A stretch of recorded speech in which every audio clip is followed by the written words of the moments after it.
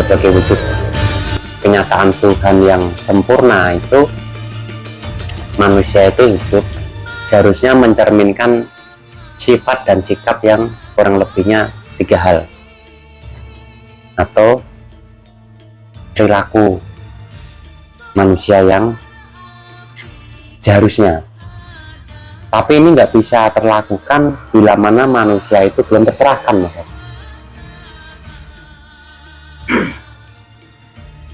Ya, berikut adalah kita ini kan sebenarnya sebagai pemimpin khalifah ya, Mas, di atas muka bumi itu, sebagai pemimpin, pemelihara dan penyempurna.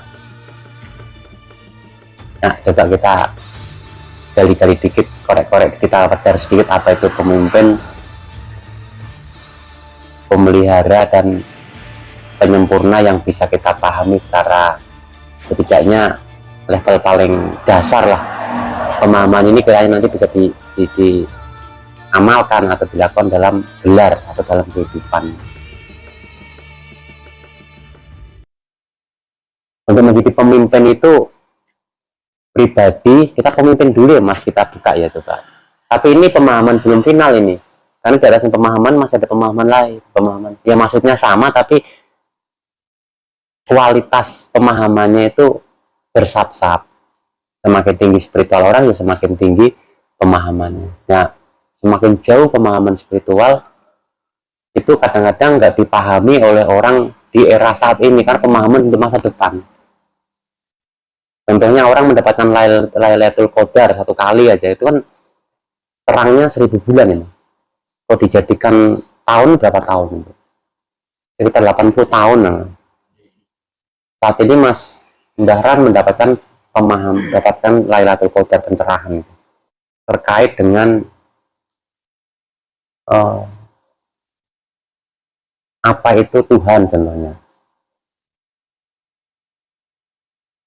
Berarti Tuhan yang akan terbahaskan di 80 tahun itu dibahaskan saat ini. Itu kalau orang umum itu yang pemahamannya di tahun ini ya nggak nyambung, Mas. Karena pemahamannya beda. Dia akan bisa mendapatkan pemahaman itu setelah 80 tahun ke depan gitu. Lah, kalau dia dapat 2 kali Lailatul Qadar, 3 kali Lailatul Qadar, tinggal ngalihkan saja. Bisa-bisa 2000 tahun ke depan itu dibahaskan sekarang, makanya dikatakan itu aneh. Karena penduduk bumi belum siap pada umumnya. Tapi kalau orang yang mendapatkan jangkauan spiritual yang sama juga tidak aneh. Nah, sehingga itu mungkin dikatakan pemahaman yang sesat, yang apa itu karena memang jangkauan otak manusia pada umumnya belum sampai di situ. Nah, sehingga untuk memperdarkannya itu ya harus level itu. Tapi tidak menutup kemungkinan dan banyak sekali pemahaman di era ini tuh membawa pemahaman 2000 tahun yang lalu. Kasarnya pemahaman kuno gitu, Mas. Nah, pemahaman itu sifatnya kan berkembang, Mas. Terus berkembang. Penyempurnaan. Tapi bukan berarti itu kayak hukum itu kan penyempurnaan ya, Mas. Bukan berarti hukum yang sebelumnya itu tidak baik, tidak. Sudah yang sebelumnya berlaku di masa itu, tapi di masa saat ini mungkin perkembangan manusia yang bagaimana hukum itu akan berubah. Contohnya hukum cambuk gitu ya, mungkin di era itu laku, tapi di era saat ini cambuk itu mungkin nggak berlaku, lebih ke arah yang berlaku disesuaikan kehidupan manusia. Begitu sebab memahami Tuhan itu atau mempelajari apa dan bagaimana itu hidup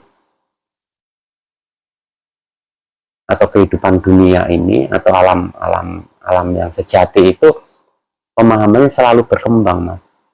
Nah, kalau kita nggak mengupdate spiritual kita ya ketinggalan perkembangan itu. Itu berdampak, Mas, berdampak pada kehidupan yang saat itu orang itu jalani.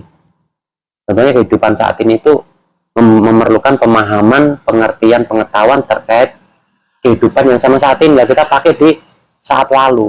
Contohnya kita ini jualan nasi kuning, dulu mungkin pada daun jati itu laku. Nah, jualan yang saat dulu itu laku di saat ini belum tentu laku, kemasannya dirubah. Tetap nasi kuning, tapi kemasannya apa? Kotak apa? Dulu acara nikah itu kan dioleh-olehi namanya berkat tuh pakai bungkusan daun Jati. Nah, saat ini di hotel Aston tentunya oleh-oleh daun jati itu kelihatan nggak relevan. Nah, kadang-kadang kita menerima perubahan-perubahan itu bukan siap, terutama masalah ketuhanan. Ini pemahaman ketuhanan juga sama, selalu mengalami peningkatan. Makanya hidup itu berkembang, berubah. Nah, perubahannya mesti maju bukan mundur. Karena hal itu, ya kesadaran itu harus berkembang, karena untuk memahami perkembangan hidup yang menggunakan kesadaran, karena kesadaran itu adalah gerak-geriknya hidup. Hidup itu sadar, berkehidupan itu kesadaran. Makanya kalau hidup itu tidak sadar, mesti dalam kehidupan nggak bisa, Mas. Makanya hidup harus sadar, supaya apa? Dalam kehidupan dia berkesadaran. Satu paket itu. Dan untuk apa, Mas? Supaya mendapatkan kesadaran murni. Nah, itu nggak bisa digambarkan. Makanya hiduplah di era yang saat ini relevan. Dengan sadar, sehingga dalam berkehidupan kita bisa berkesadaran. Jadi banyak orang yang hidup itu tidak sadar, sehingga dalam kehidupan itu nggak bisa berkesadaran, Mas. Di era itu. Gitu. Itu hanya kata pembuka. Nah, makanya tadi dengan apa yang saya mau bahas hari ini, apakah ini pemahaman di era dulu, saat ini, atau era depan, saya nggak tahu. Yang jelas nanti kalau kita masukkan dalam pribadi kita, ya bisa saja ini pemahaman masa lalunya teman-teman, atau pemahaman saat ini yang berlaku, atau pemahaman yang belum dialami, sehingga ada penolakan, belum terjangkau. Tapi kalau kita bisa menjangkau, itu bisa kita ambil, Mas. Gitu. Intinya itu untuk hidup dan berkehidupan diri pribadi. Ya, termasuk yang masalah pemimpin tadi. Kita mulai, Mas. Tadi baru pembuka. Untuk selanjutnya itu kita minum kopi dulu.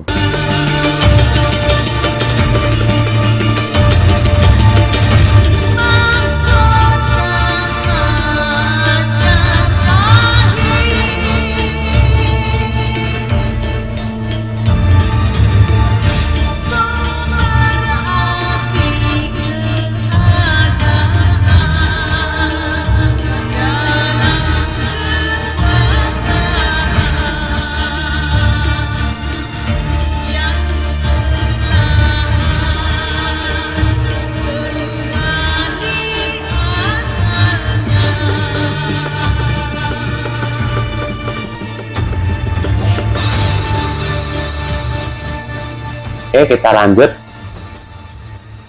Manusia hidup itu harusnya tahu, sehingga karena dia tahu dia hidup, dalam kehidupan dia menjadi pemimpin, pemelihara, dan penyempurna. Dan untuk menjadi pemimpin ini tidak mudah, Mas. Kalau di tahapan spiritual, dia harus menjadi tahapannya punggawa, ya Pak ya. Setelah punggawa, dia harus menjadi kesatria, menaik level spiritualnya menjadi kesatria. Setelah kesatria terus menjadi naik level menjadi satrio pinandito, nah gitu. Nah, setelah satrio pinandito dia harus menaik level menjadi pandito. Setelah pandito dia naik level menjadi ratu. Nah, pemimpin adanya di ratu ini, pemimpin. Nah, setelah menjadi ratu dia akan pelan-pelan lengser ke prabon, pelan-pelan akan turun naik gunung untuk mempersiapkan diri kembali ke asal usul, yaitu menjadi Resi dan Begawan, kan nonton Pak? Dan dia menyadari akan hidupnya sudah di ufuk senja. Nah, tahapan manusia menjadi pemimpin itu ya harus melalui tahapan spiritual. Makanya kalau pribadi menjadi pemimpin, entah itu pemimpin apa saja, kok nggak melalui tahapan spiritual, mesti jadi pemimpin yang tidak bijaksana. Banyak kepentingan, nonton Mas. Makanya itu yang dikatakan ada pertanggungjawaban. Pemimpin itu bukan berarti pemimpin itu sebenarnya seperti guru. Jadi dia itu memimpin untuk mengajarkan suatu kebaikan. Jadi pendidikan moral, melalui kehidupan yang beraneka ragam, warna dan rupa. Bisa melalui pemimpin daerah, atau pemimpin suatu kelompok, pemimpin suatu perkumpulan, kan sama pemimpin. Yang mana pemimpin ini bisa membawa keselamatan, yang bisa membawa kedamaian, kesejahteraan, keselamatan umat ataupun masyarakat. Menjadi pemimpin kok nggak bisa membahagiakan, menyelamatkan masyarakat, maksudnya mengajarkan motivasi-motivasi yang membahagiakan, gemah ripalo jinawi dan mendapatkan keselamatan, nggak bisa mengajarkan itu mas, ya itu sangat disayangkan. Ini pemimpin yang saya maksud adalah tanda kutip memimpin manusia ya mas, yang dimana yang dipimpin adalah manusia, yang memimpin harus manusia. Jangan sampai kita dipimpin oleh harimau yang buas sekalipun wujudnya manusia.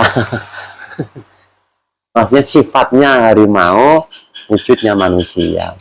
Nah kita jangan mau dipimpin sama pemimpin yang bersifat dan bersikap seperti halnya hewan yang tidak ada kebijaksanaan, bahkan membawa kita ke hancuran. Karena pribadi yang berhak memimpin, mempunyai massa itu sebenarnya dia yang punya tulah dan tuah.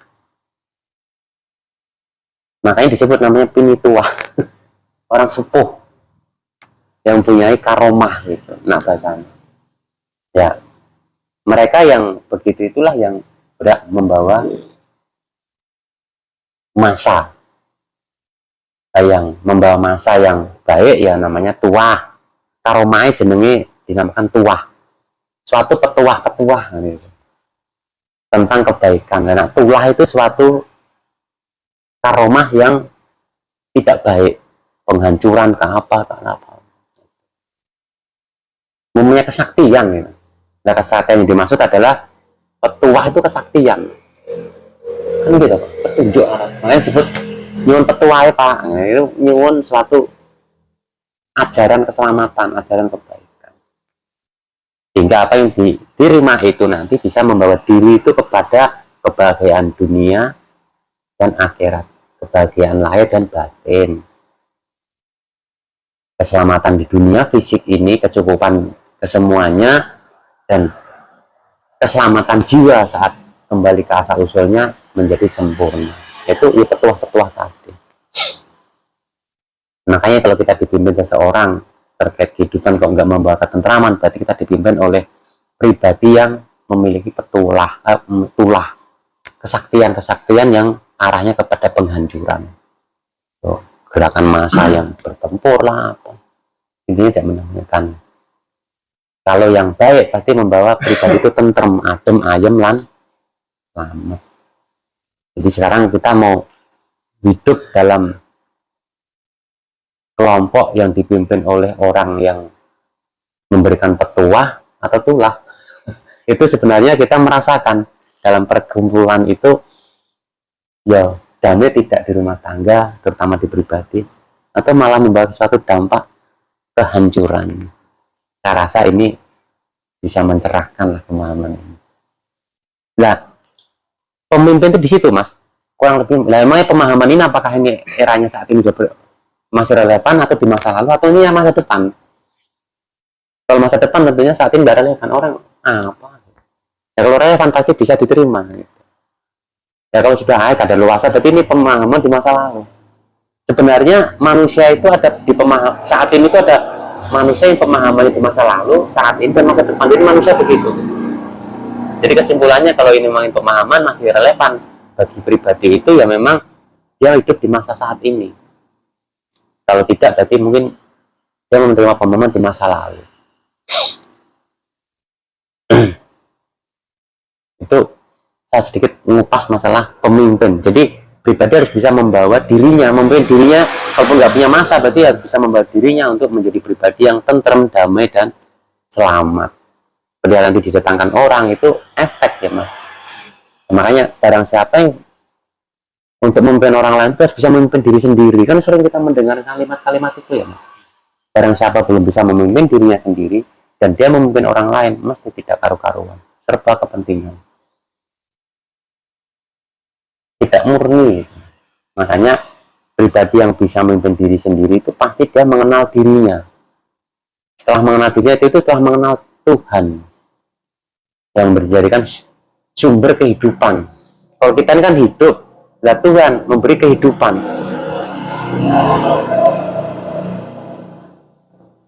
Dan kalau dia mengenal diri, berarti kan dia telah mengenal Tuhan. Dan berarti dia akan bisa memimpin diri sendiri. Lah itulah akan memimpin orang lain baru bisa. Jadi menjadi pemimpin atau guru itu nggak sembarangan. Benar ya Mas Arya?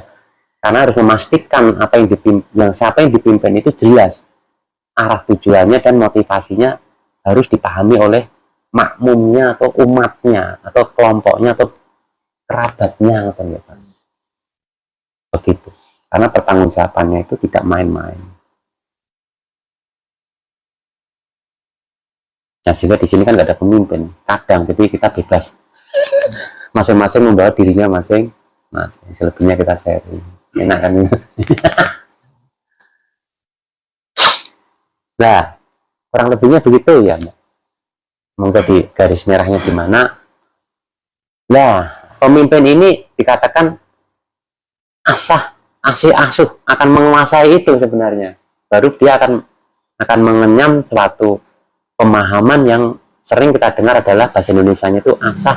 Pasti pemimpin itu arahnya ke asuh. Jadi pemimpin yang enggak semata-mata otoriter tapi enggak mengasuh.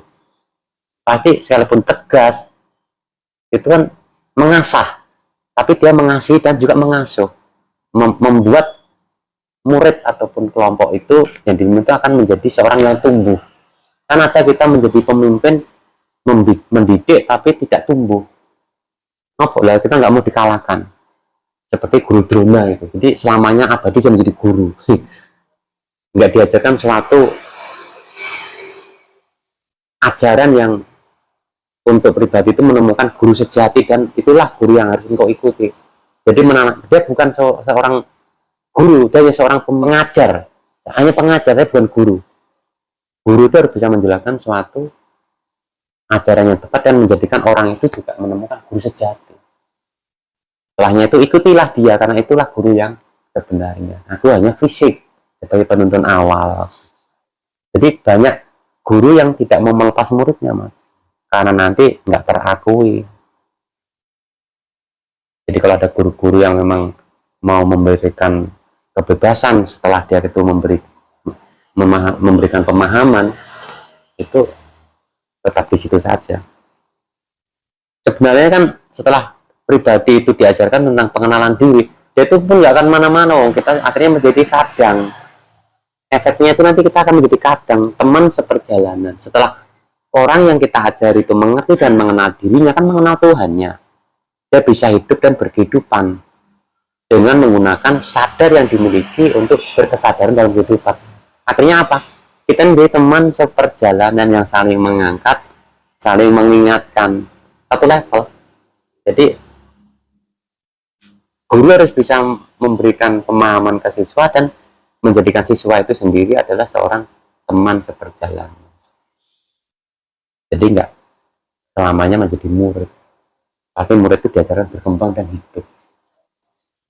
Asah, asih, dan asyuh.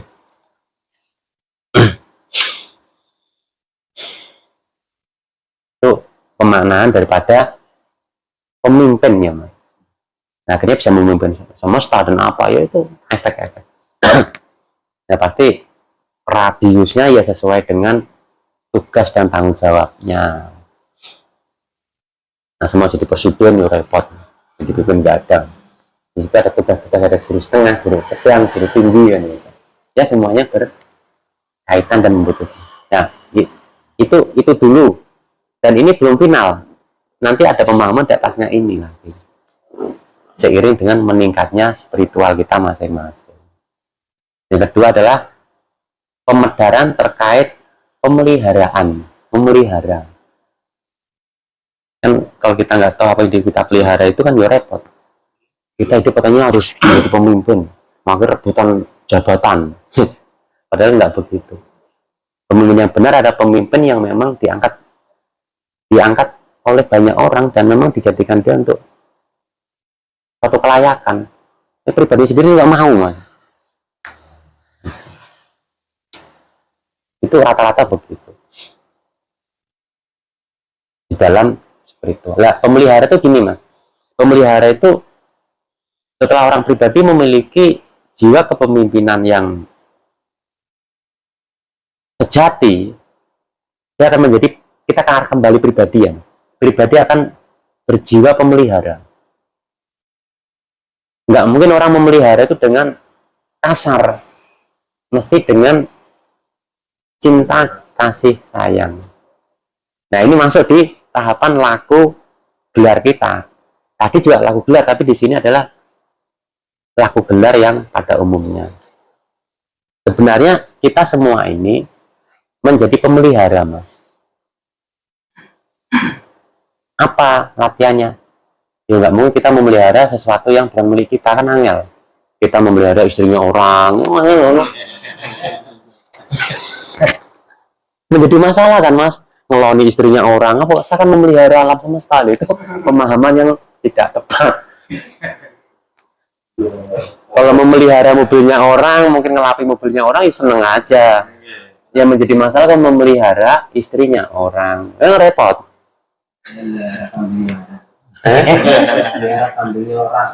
Yang penting nggak dipindah kandangnya ya, Mbak. Berarti itu pencuri.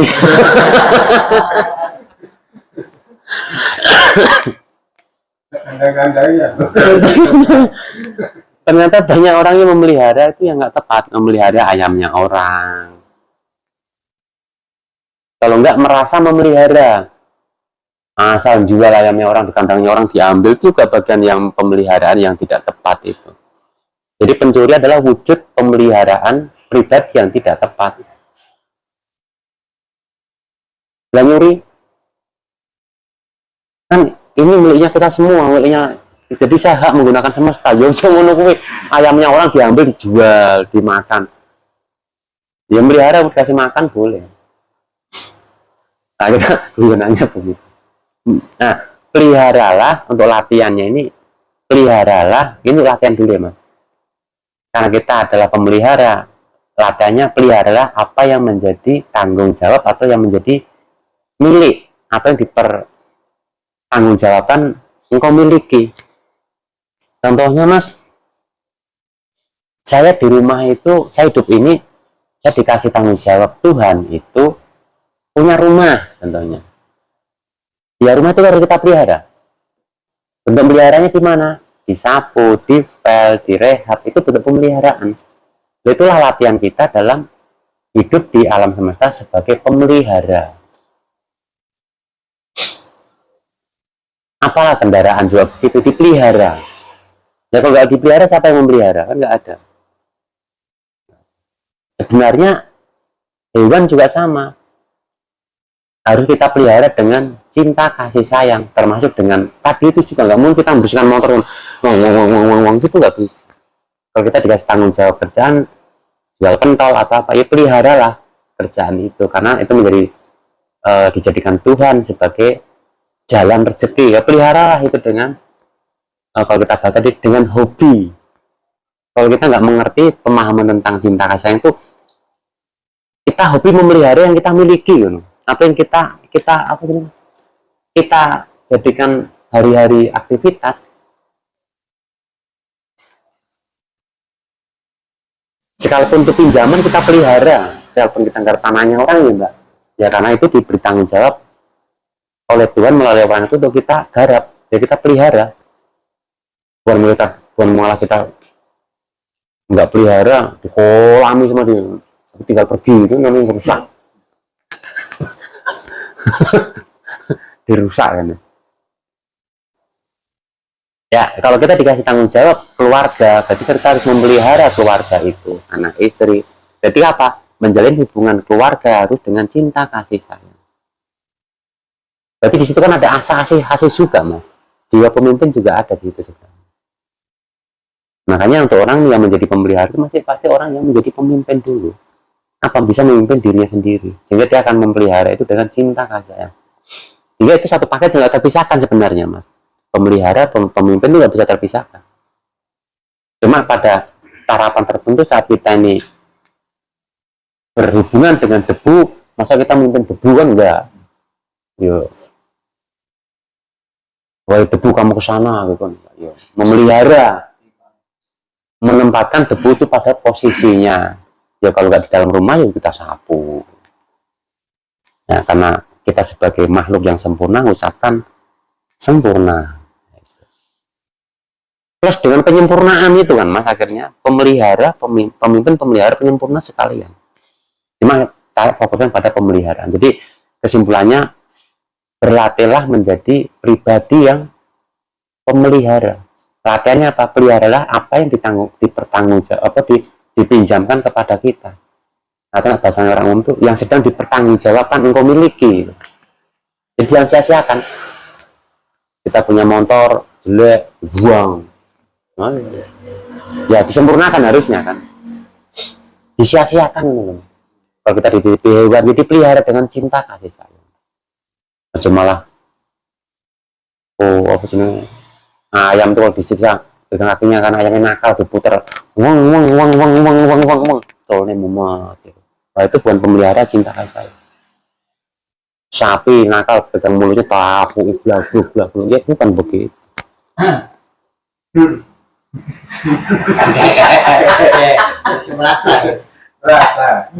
Itu kan bukan pemelihara. Sedangkan kita laku spiritual begini ya harus kita wujudkan dengan cinta kasih sayang.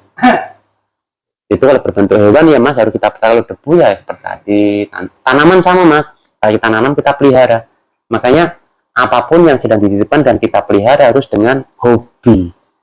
Kalau kita tidak hobi di situ, mending kita sempurnakan, dikasihkan ke orang mungkin yang hobinya tepat. Itu mas. Jadi kita memelihara itu bagaimana ya, atau kita melihara apa? Tadi saya salah memelihara istrinya orang itu saya salah.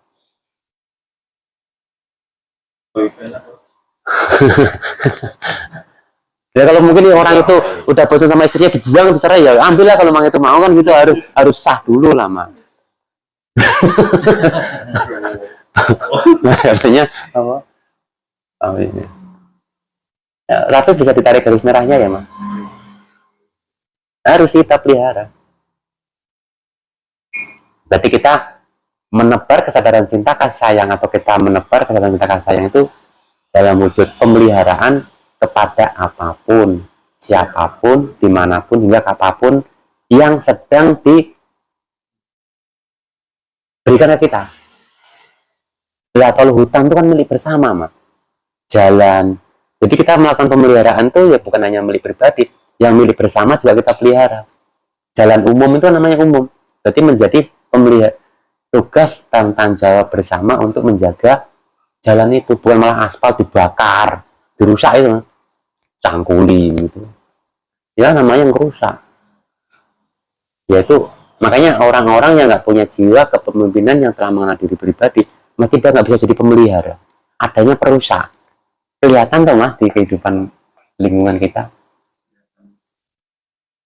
Mereka nggak bisa menjaga apa itu fasilitas umum, mesti nggak bisa menjaga juga apa yang sedang dimiliki, sehingga ya karena memang dia nggak bisa menjadi pemimpin, nggak menemukan. Jadi orang yang pemelihara itu orang yang bisa sudah menemukan, setidaknya dia paham terkait dengan dirinya, sampai akhirnya pada raga yang dibekalkan untuk dirinya sendiri itu saja, matur nuwun, dirusak mas, minum, gitu. Ya nggak apa-apa kalau bisa menyempurnakan, tapi kalau nggak menyempurnakan, makanya sampai segitunya mas, raganya dirusak. Contohnya apa? Banyak beban pikiran, batin, itu yang rusak tubuh. Berarti dia nggak bisa menjadi pemelihara tubuhnya. Jadi jangan, inilah tangeh lamun, bisa memelihara semesta. Latihannya kan memelihara tubuh kita. Makanya disitu adanya kesadaran. Termasuk saya sendiri kadang-kadang merusak tubuh saya, mas. Karena kesadaran lepas, bergadang yang tidak pada mestinya, harusnya tidur. Ya, ini kita belajar. Ya kalau memang nggak ada kekadangan, nggak ada materi geni, atau ngebleng, ya hidup normal. Kalau memang nggak ada tugas-tugas yang urgent. Termasuk kita memikirkan sesuatu yang tidak penting itu bagi saya merusak tubuh. Jadi dia tidak menjadi sedang pemelihara. Itu kita sadari. Dan begini kan, oh iya ya, ternyata saya tuh menjadi khalifah di muka bumi ini sering melanggar aturan. Salah satunya ya tadi, tidak memelihara yang sedang dititipkan kepada saya.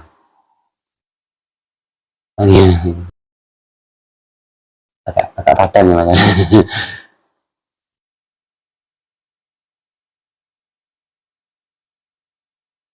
Yang terakhir adalah, sebelum terakhir ada sharing klik ya mas. Termasuk jualan itu ya kita pelihara. Makanya apapun yang kita bilang hobi itu termasuk salah satu sifat dan sikap pemelihara. Dan pemimpin nggak mau hobi, masuk hobinya seneng nulis itu, nggak mungkin nulisnya itu dengan marah-marah, nggak bisa. Ya, pasti marah-marah itu bukan, pasti ada 3 unsur pemimpin. Dia akan menjadi pemimpin dirinya sendiri sehingga dia bisa memelihara dalam menulis dengan cinta kasih sayang. Makanya cinta kasih sayang itu tak ringankan tadi kita bahas adalah hobi. Mesti nggak mungkin orang hobi itu melakukannya dengan marah-marah, tidak ada. Mesti dengan cinta kasih sayang. Nah kalau yang menebar kesadaran cinta kasih sayang itu apa sih mas? Kalau memang nggak paham kita rendahkan lagi pemahamannya itu dengan hobi.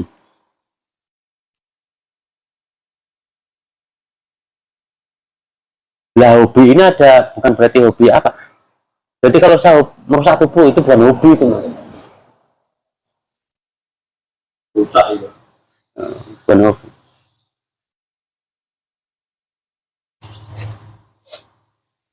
Hobi yang tidak membangun. Lah, jadi maksud hobi yang baik itu ya hobi yang membangun. Yang terakhir adalah penyempurna. Penyempurna itu apa sih ya? Berarti sebelum kita bisa menyempurnakan alam semesta, dia harus bisa menyempurnakan dirinya sendiri.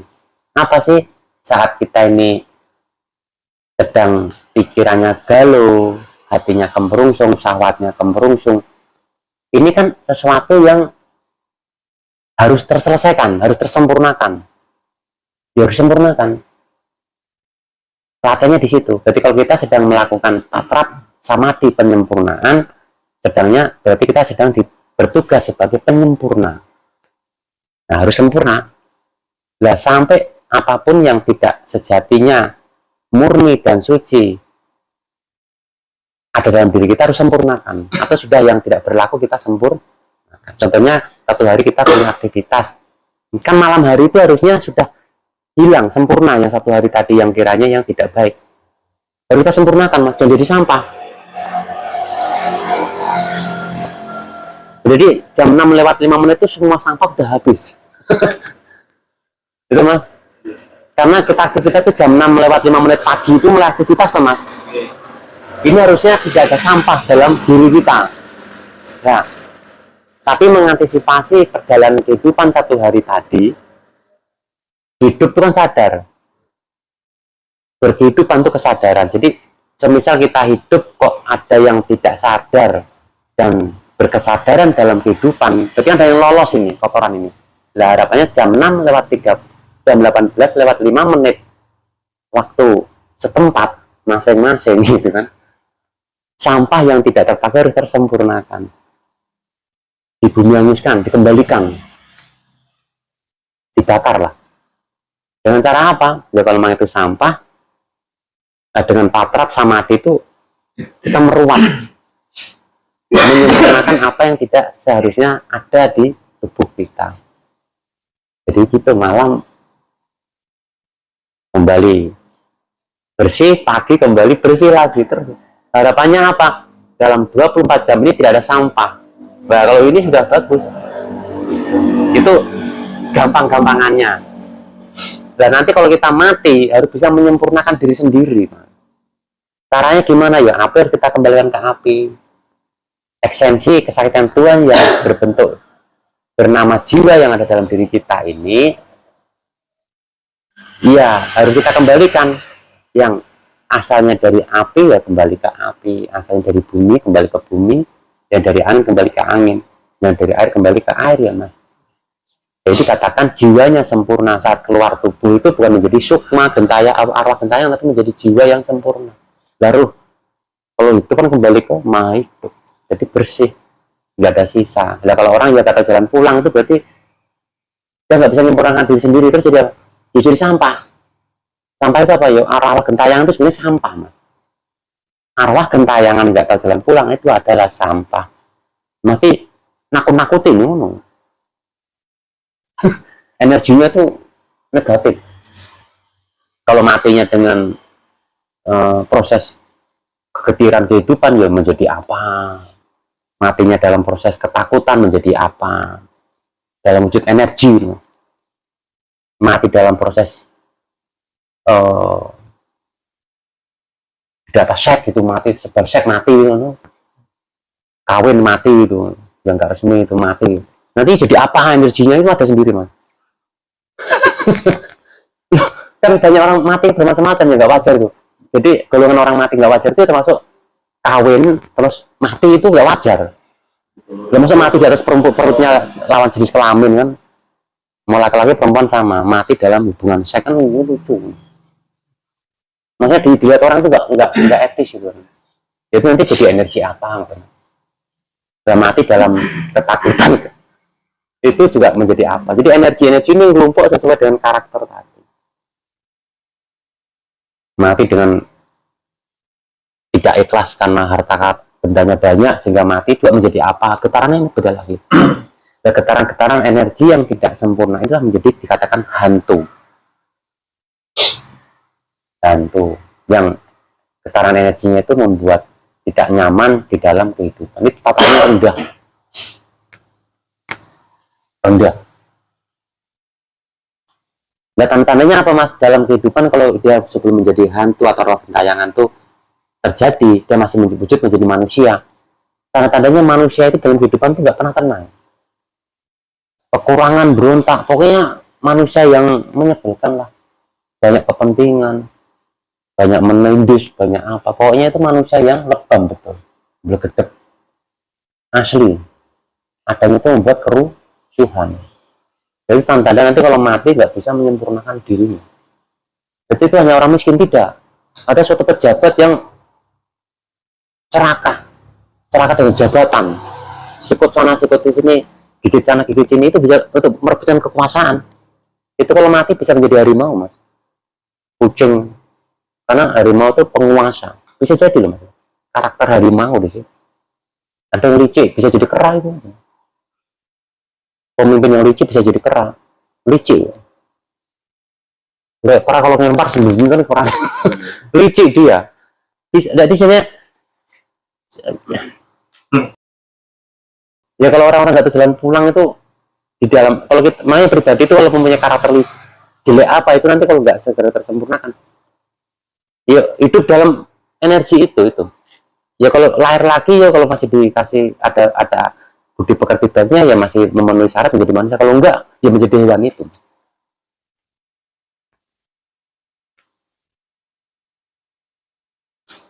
Sebenarnya ya tahu nanti kita mati menjadi apa sempurna tidak. Kalau kita sadar tahu banyak energi negatifnya dalam pikiran kita atau nafsu kita atau tidak itu. Ya kalau masih ada, segera sempurnakan, mas, menjadi orang yang murni suci supaya nanti mati murni suci.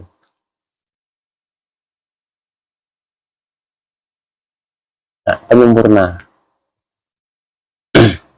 Nah, karena manusia itu hidup, jadi yang bertanggung jawab mengembalikan semua elemen-elemen ini kepada asal usulnya, ya hidup itu sendiri. Makanya dalam hidup, selama kita hidup berkehidupan ini, ya kenalilah hidup atau urip. Itulah diri sejati kita yang merupakan ruhnya Maha Suci atau utusannya Maha Suci. Nanti Maha Suci, yang kita mengenal ruhnya Maha Suci, kita akan pasti tahu lah ya. Gitu. Makanya kalau kita nggak mengenal hidup, ya nanti hidup bagaimana, wong selama hidupnya nggak pernah dikenal, ya hidup kita ini nggak akan bisa menyempurnakan atau mengembalikan sukma kita yang asal usulnya ya dari mana dia berada. Jadi penyempurna ini bukan sekedar penyempurna mungkin apa sampai di situ. Nah, nanti kalau dia bisa masuk di tarapan menjadi penyempurna seperti ini, akhirnya nanti dalam kehidupan itu mas, kalau kita di makrokosmos, dia akan menjadi penyempurna yang bijaksana. Makanya saat bakar sampah jangan sembarangan, ada adabnya. Wahai sampah, ini itu kan mas, orang asal tendang-tendang siram minyak tanah, blot, itu ada hewan-hewan yang mati. Gitu. Kayak makanan ini kan awalnya hidup tuh mas Juno, akhirnya dibunuh, dicabut sama Mbah Pairang, dia kacangnya mati loh mas. Dijual, dibelilah Mas Agus sama Mbak Dewi, jadi kacang atom. Nah, mati ini, nah, harus tersempurnakan. Wahai kacang atom ini loh, jeneng sira asalnya saka urip, asalnya kan urip mah, urip kan ngono.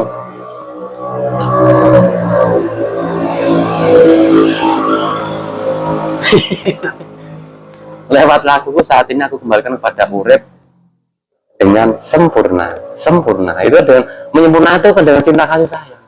Jadilah manfaat untuk tubuhku selaras dengan tubuhku. Ini nanti perpanjang. Jumeneng nganteng, jadi selaras dia. Jadi kalau ada bahan kimianya menjadi selaras. Kita sabdo menjadi selaras. Mama tuh menyatu itu dengan cinta kasih sayang, supaya dia menjadi selaras. Laku lelampaku jadi mukti kan teguh rahayu selamat. Itu nanti sempurna. Rokok begitu juga. Nanti rokok itu yang tadinya nikotinnya apa, jadi sempurna. Jadi nggak jadi penyakit. Jadi maksud tubuh kita adalah sempurna. Barang haram model apapun begitu kita terima menjadi sempurna. Kan bukan kita yang membuat, mencuri bukan kita. Makanya saat kita diberi apa-apa, nggak usah mikir dari mana. Sesampainya di kita, sempurnakan. Ya, termasuk makanan itu nggak tahu apakah Mbak Pairan nyabu tadi dengan disempurnakan atau enggak, kita nggak tahu. Mas Agus masaknya dengan cinta kasih atau dengan gumel nggak tahu. Makanya untuk mengantisipasi itu ya kita sempurnakan.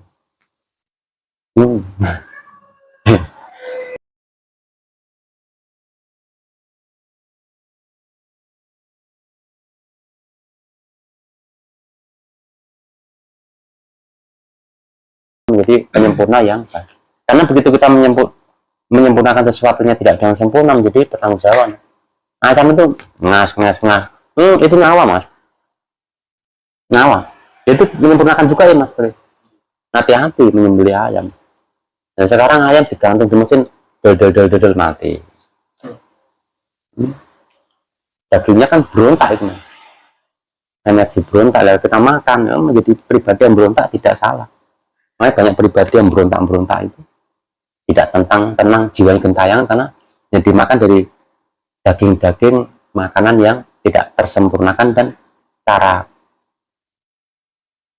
menyempurnakannya tidak tepat atau membunuh tidak tepat.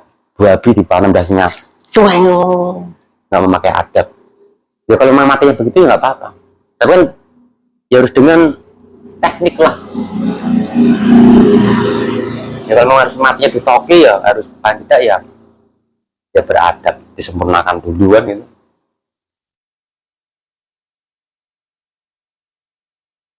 Kambing mau disempurnakan dibacui sikile sih. Pahanya gitu kan, pantatnya gitu loh. Nanti gambar baru beli kan nggak bisa. Ayam cabuti bulunya sampai habis bulunya ini mas. Oh semua beri potong ini sana. Makanya agama mengatur kalau akan membeli hewan sembunyikan pisau. Nah, itu kan sebenarnya adab-adab tradisi Jawa. Agama itu mengatur, cuma kan kita nggak sedetail itu. Kita berarti di pemahaman haram, dosa dan haram. Tapi dosa, kita berdar dong. Dosa haram itu pemahaman 1500 tahun yang lalu. Nah, saat ini harus terwadarkan. Jadi penduduk bumi ini, masyarakat kita harus terwadarkan apa sih dosa? Karena dosa itu tidak relevan lagi kita gunakan. Jadi masyarakat saat ini butuhnya pencerahan ya Mas Aris. Karena orang sudah banyak nggak takut dosa. Tapi udah selesai ya Mas. Tambahannya kita membahas masalah dosa. Di era saat ini tuh sebenarnya tidak relevan orang itu disekoi bahasa dosa, udah nggak mempan. Buktinya banyak korupsi, banyak pencuri, padahal dia beragama, dia punya Tuhan kan. Tapi sifat dan sikapnya nggak mencerminkan orang yang beragama atau bertuhan. Jadi nggak takut dosa itu. Jadi cekokan dogma dosa itu tidak berlaku, udah nggak relevan. Relevan itu apa bahasa Indonesia? Nggak berdampak. Sudah nggak begitu kualitas manfaat. Itu udah kurang begitu bagus, tapi kurang. Berarti para pemangku kepentingan yang membahasakan dosa itu harus ditingkatkan menjadi apa? Mencerahkan. Gitu. Hubungan seks di luar nikah dosa loh. Buktinya apa? Banyak perawan-perawan yang jebol. Dia nggak takut dosa lagi. Kan bisa minta maaf gitu. Dia ngeter gitu. Yang dia minta maaf. Kan melakukan dosa itu nggak kapok-kapok. Teknik Tuhan diakali.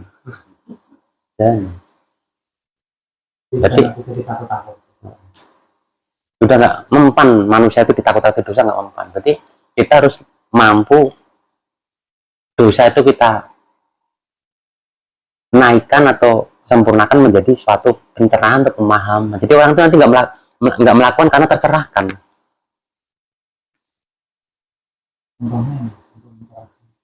Sperma yang keluar sembarang diumbar di lokalisasi kamar mandi, di istrinya orang, dia nanya orang, macam-macam lah. Wah, itu udah sembarangan. Itu bibit itu yang keluar dari wadah akan menghidup. Gitu mas ya.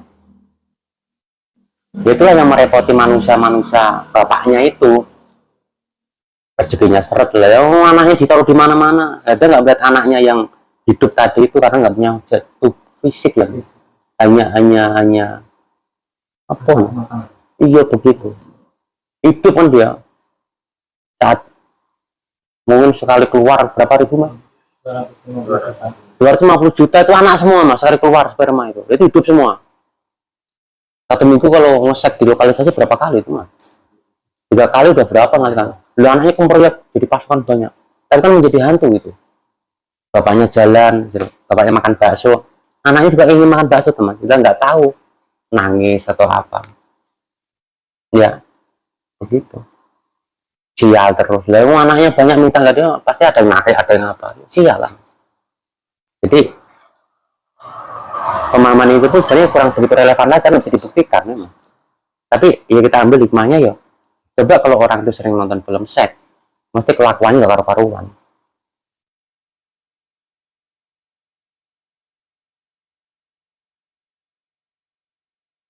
Anaknya banyak, tapi nggak kelihatan. Jadi dikatakan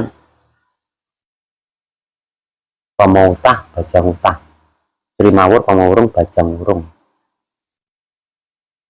Kang Umi cil sekolah ganingsun. Nanti setelah sempurnakan.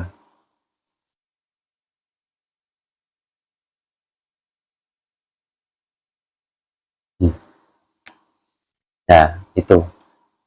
Nah, efek daripada tubuh yo pasti lututnya longgar, biasanya lutut longgar. Akhirnya ya membuat anggota tubuh kita ini banyak menjadi penyusutan. Karena sebenarnya itu apa namanya ya? Aura juga sebenarnya, nama aura.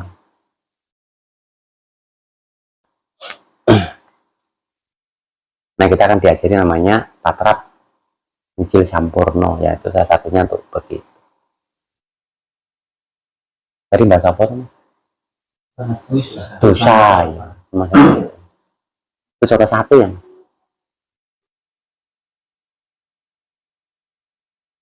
ini masyarakat kita saat ini, termasuk kita ini harus udah kualitas ajarannya udah mengarah pada pencerahan, menjelaskan yang sebenarnya gitu, bukan hanya dosa pahala. Jadi nanti orang mengumpulkan pahala akhirnya kelelahan. Mana saya bantu orang nggak pernah dapat pahala, tanya nanti di akhirat, ini jenuh lah mas. Padahal dia itu saat membantu orang itu pahalanya di dunia ya dapat, cuma karena nggak dijelaskan pahala yang sebenarnya bagaimana, dia nggak ada bersyukur mas.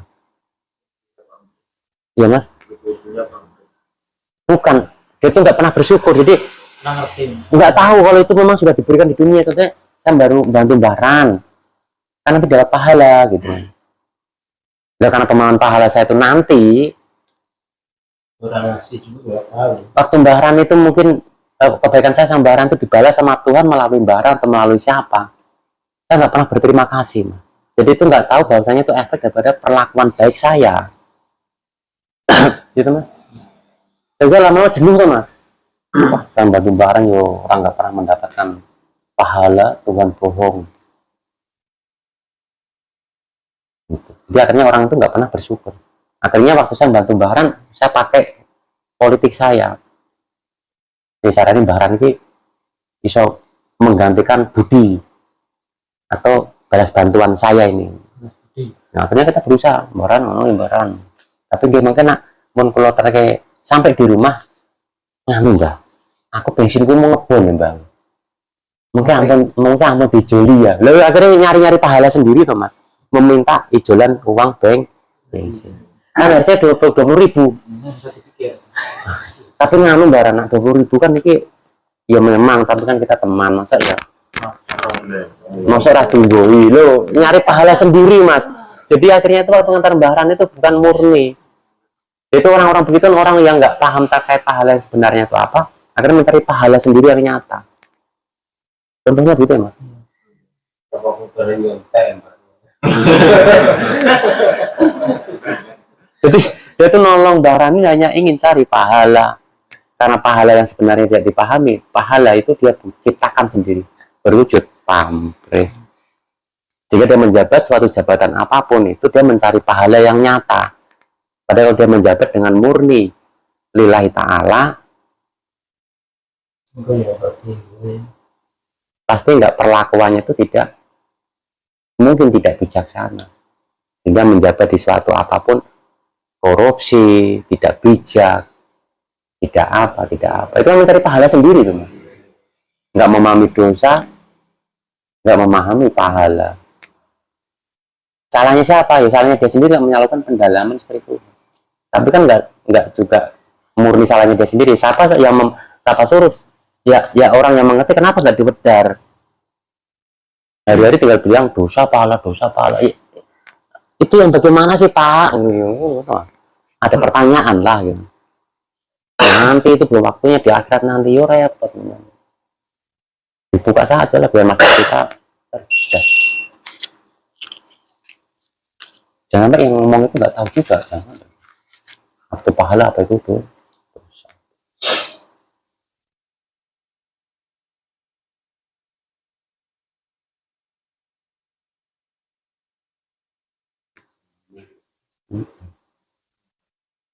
Kalau belum waktunya loh, masyarakat kita ini sudah waktunya mas.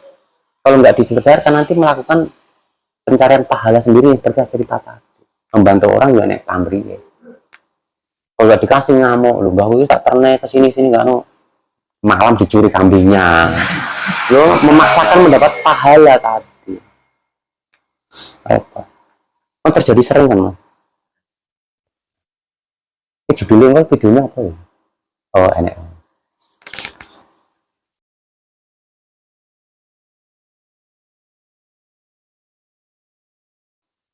Iyalah, spiritual ya juga bagaimana kita serahkan yang bisa kita gunakan dalam kehidupan ini. Gulung itu sadar, gelar itu kesadaran. Nah kalau nggak mendapatkan sadar dalam gulung, apa yang mau digelar? Mesti bukan suatu kesadaran. Jadi kehidupan yang tidak berkesadaran. Makanya masuklah ke dalam diri dengan sadar, penuh dengan rasa cinta kasih sayang. Karena itu bilang kau mendapatkan itu saat kau hidup dalam dunia untuk berkehidupan itu penuh dengan kesadaran. Makanya kesadaran itu didapatkan saat mau masuk ke dalam diri. Kalau nggak mau ya susah. Begitu ya mas. Pembahasan lain kita bahas di luar konten ini mas Ri.